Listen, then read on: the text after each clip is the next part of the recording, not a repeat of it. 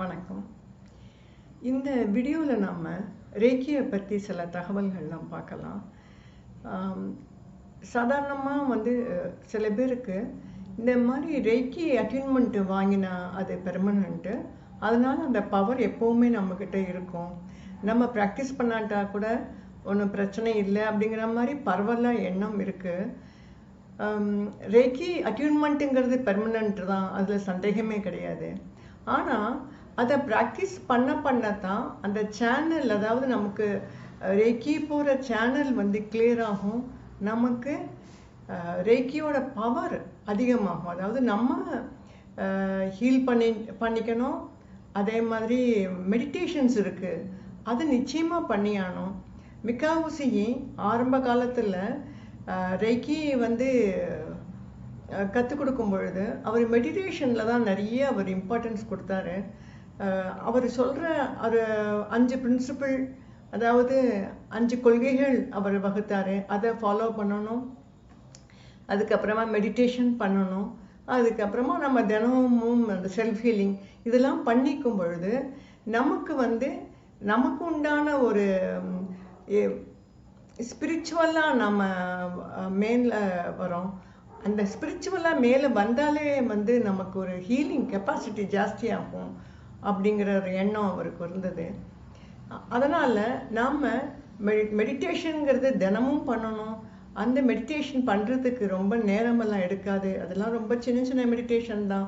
அவர் ரொம்ப சுலபமாக நம்ம பண்ணுற மாதிரி அவர் வகிச்சு கொடுத்துருக்காரு.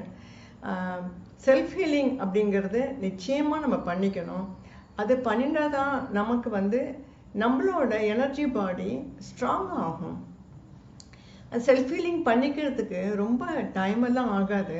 அது ரொம்பவும் சிம்பிளாக நமக்கு இருக்கிற டயத்தில் இந்த மெடிடேஷனும் செல்ஃப் ஹீலிங்கும் நம்மளால் நிச்சயம் பண்ண முடியும்.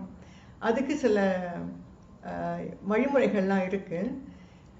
பார்த்திங்கன்னா, இப்போது நம்மளோட உடம்பு அன்னமய கோஷா அப்படிங்கிற பேர் உண்டு.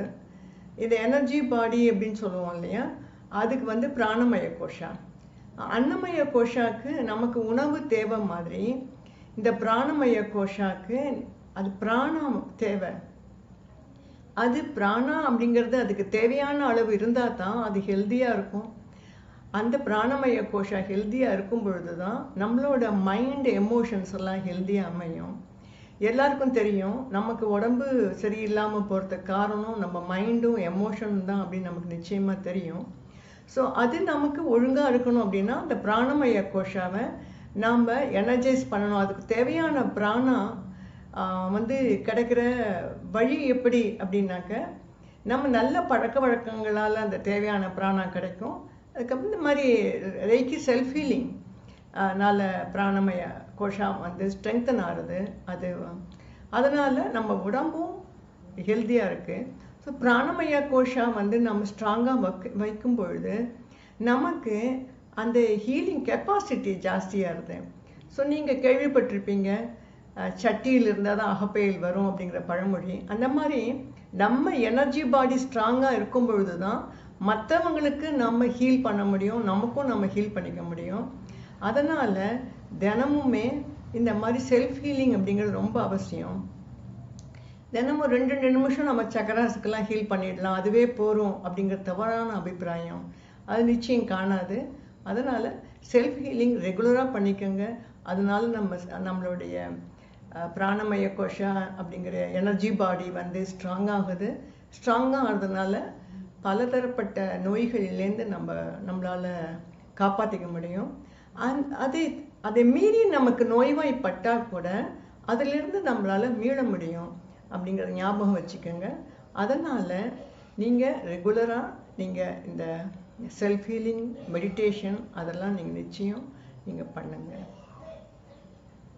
நன்றி.